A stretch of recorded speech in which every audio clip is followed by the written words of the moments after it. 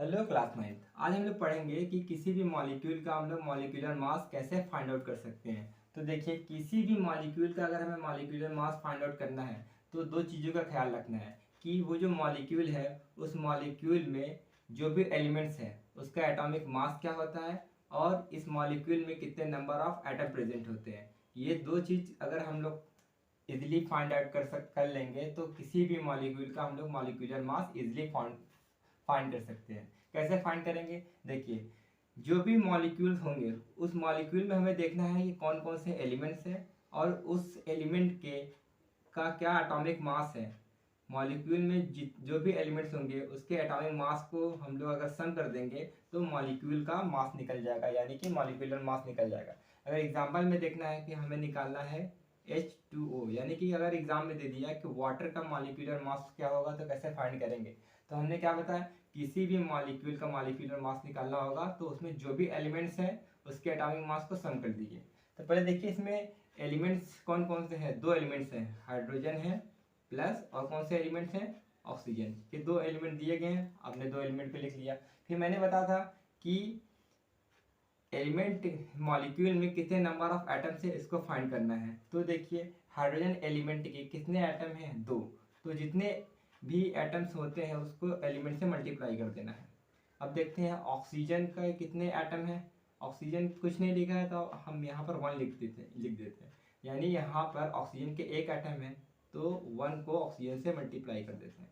अब देखिए, हमने नंबर ऑफ एटम फाइंड कर लिया। अब हमें क्या देखना है, एटॉमिक मास, यानी इस एलिमेंट का एटॉमिक मास पता करना है। पुट कर देंगे तो हमारा मॉलिक्यूलर मास निकल जाएगा। जैसे 2 हाइड्रोजन का एटॉमिक मास होता है 1 प्लस 1 ऑक्सीजन का एटॉमिक मास होता है 16। तो 2 1 जा 2 प्लस 16 1 जा 16, 2 प्लस 16 इज इक्वल्स टू 18। तो वाटर का मॉलिक्यूलर मास निकल कर आया 18। अब दूसरी बात, मॉलिक्यूलर मास का जो यूनिट होता है हम लोग यू से डिनोट करते हैं। तो अगर कोई पूछेगा what is the molecular mass of water, आपको बोलना है 18U। 18U का मतलब वाटर के एक मॉलिक्यूल का मास। आइए अब हम लोग दूसरा एग्जांपल देखते हैं। जैसे कि अगर कहीं पर NH3 को हम लोग बोलते हैं अमोनिया। अमोनिया का मॉलिक्यूलर मास क्या होगा, तो वही वाला हमें स्टेप लगाना है क्या, कि कौन कौन से एलिमेंट दिए पहले उसको लिख लीजिए। इसमें नाइट्रोजन है प्लस और कौन है, हाइड्रोजन। एलिमेंट्स को लिख लिया, उसको सम कर दीजिए। अब एलिमेंट्स को लिखने के बाद हमें देखना है जो भी एलिमेंट्स हैं उनके कितने नंबर ऑफ एटम दिए गए हैं। यहाँ पर नाइट्रोजन कितने क्वांटिटी में है, कुछ नहीं है तो हम 1 मान के चलते हैं। तो नाइट्रोजन की क्वांटिटी 1 है तो नाइट्रोजन को 1 से मल्टीप्लाई कर देंगे। प्लस आप देखेंगे हाइड्रोजन एलिमेंट के कितने एटम दिए हैं, 3 है ना, तो हाइड्रोजन एलिमेंट में 3 का मल्टीप्लाई कर देंगे। तो नंबर हम लोगों ने फाइंड कर दिया। अब हमें एटॉमिक मास फाइंड करना है। एटॉमिक मास तो हम लोग जानते हैं 1 इंटू नाइट्रोजन का एटॉमिक मास होता है 14 प्लस 3 इंटू हाइड्रोजन का एटॉमिक मास होता है 1। 14 into 1 14 plus 3 into 1 3, 14 plus 3 is equals to 17 और इसकी यूनिट होगी U। तो हम लोगों ने NH3 का एटॉमिक मॉलिक्यूलर मास निकाल लिया, वो है 17U। 17U का मतलब वही अमोनिया के एक मॉलिक्यूल का मास। चलिए आइए अब हम लोग एक और क्वेश्चन करते हैं। मान लीजिए अगर लिखा होगा CO2 मीन्स कार्बन डाइऑक्साइड का हमें मॉलिक्यूलर मास फाइंड करना होगा, तो कैसे करेंगे। वह देखेंगे पहले CO2 में कौन कौन से एलिमेंट दिए हैं। CO2 किससे मिलकर बना है, कार्बन प्लस ऑक्सीजन, इन दो एलिमेंट से मिलकर बना है।